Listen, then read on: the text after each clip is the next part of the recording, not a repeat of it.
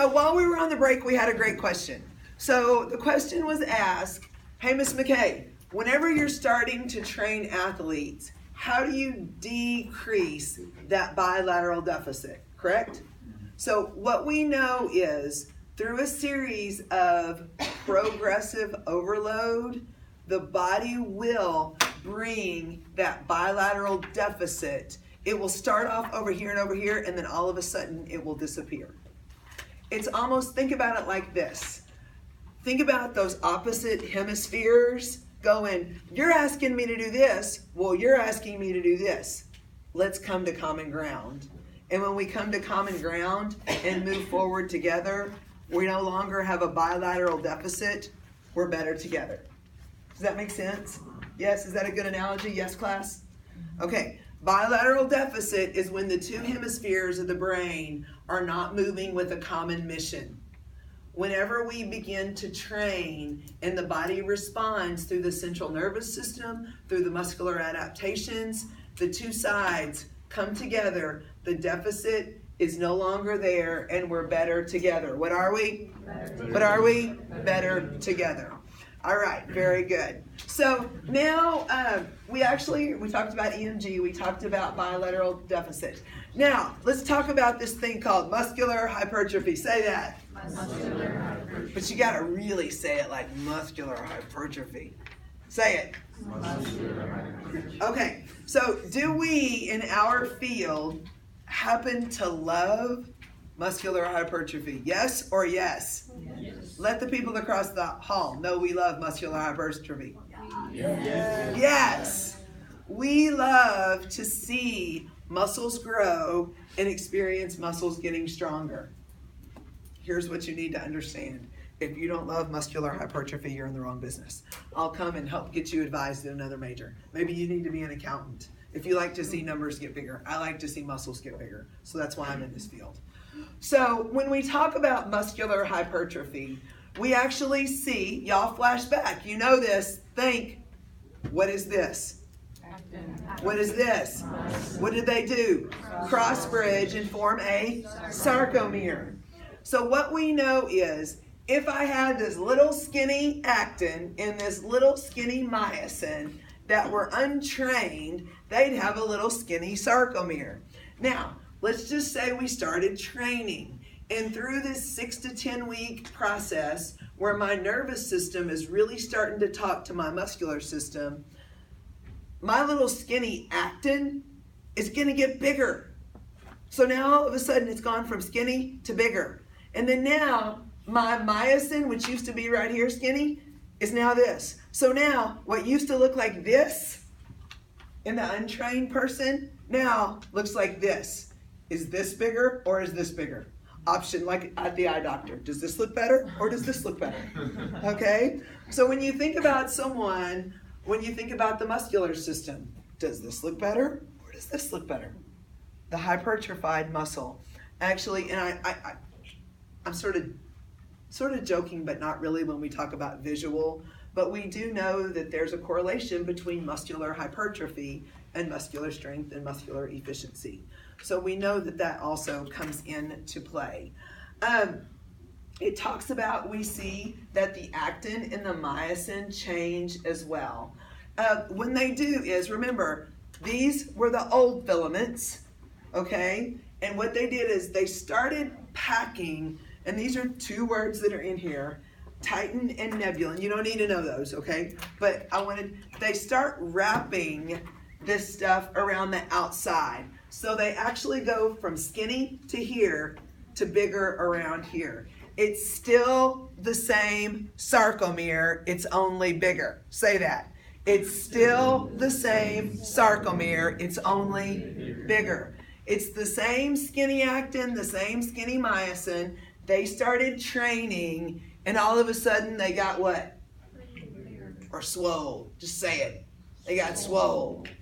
And that's really what we're trying to see more and more of. Again, we know there's a correlation between muscular hypertrophy and strength, speed, and power. The body will respond to whatever you ask it to. So by asking this skinny actin and this skinny myosin to work harder, their only response is to get bigger. Because the more you work in life, the more things grow. Natural hypertrophy in lots of ways. Okay? Those new myofilaments around the outside are added to the periphery, the outside, which result in an increase in diameter. Again, was that a good analogy? If we were to measure around there versus measuring around there, which one's obviously going to be a bigger measure around? This one right here. Excellent.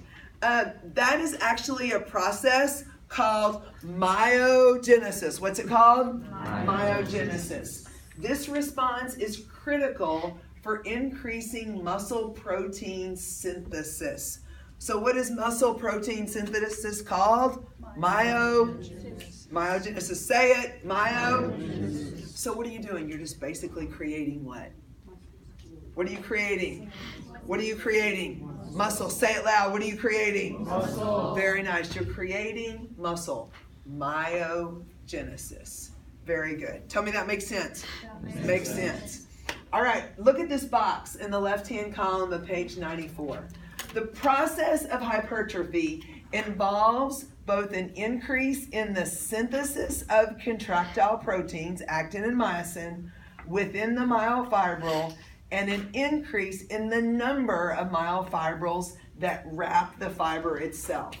The new myofilaments are added to the external layers.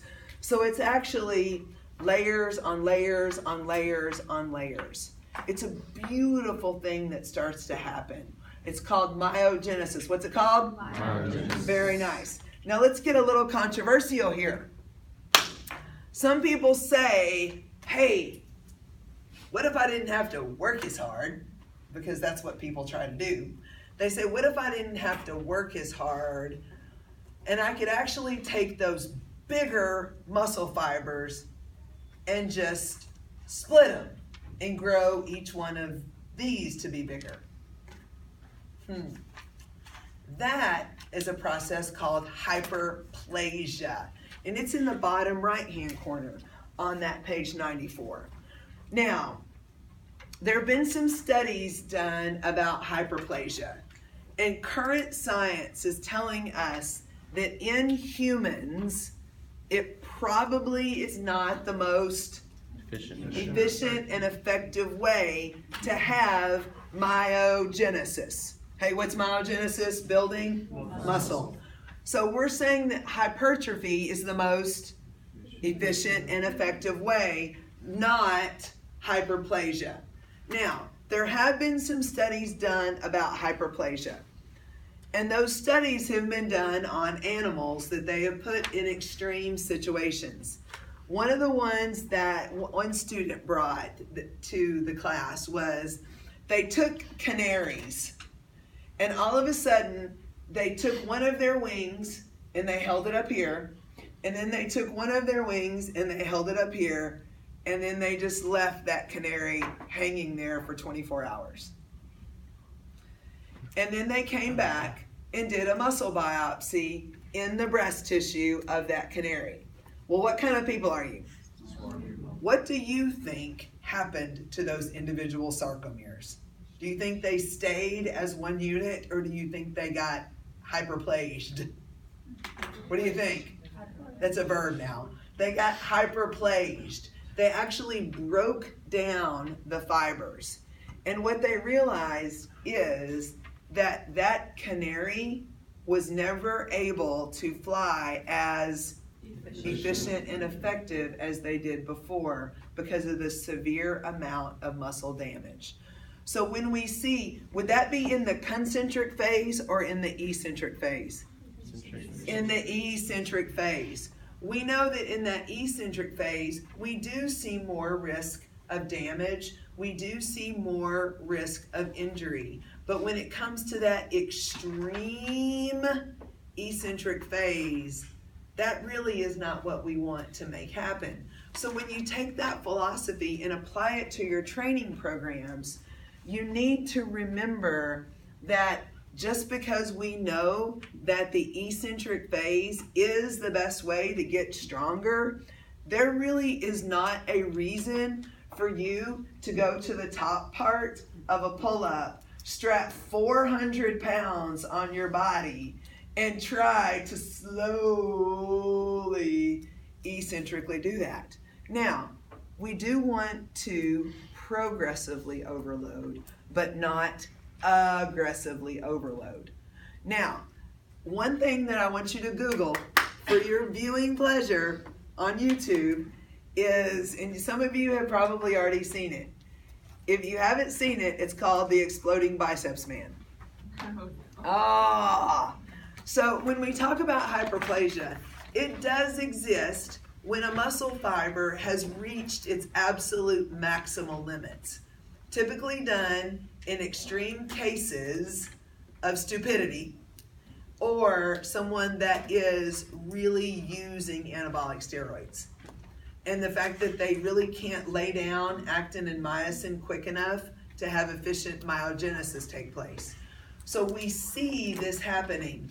And in the Exploding Biceps Man video, you actually see his biceps growing to the fact that they have to go in and they have to lacerate the skin to actually allow the actin and the myosin through the muscle fascia to actually come out, because it was so encapsulated that it was trying to start making an infection within itself. Because remember, when all of those sarcomeres broke, that stuff called interstitial fluid flooded the system and created massive infections. So if you're someone who's kind of queasy, this video will gross you out. If you like a little bit of gross stuff, you will love it. Because what he has to do is, you want me to explain a little bit, Anthony? No? Okay, plug your ears, Anthony. So what he actually does during this video is, they go in and he cuts through the skin and cuts through the muscle fascia. And then, let's equate it to popping a giant zit. He actually has to go in there and actually squeeze as the infected interstitial fluid, pus, actually leaves that muscle. So the body was designed to beautifully hypertrophy. The body was not designed to hyperplasia. So remember what you're doing. Be smart in your training. Don't get anyone hurt. Don't do eccentric pull-ups with 400 pounds strapped on your body. That would just be stupid if you weren't ready for that. One of the main takeaways with all of this as we continue to build is to tap into progressive overload, not aggressive overload. So how many of you really are working on your Fab 5 training?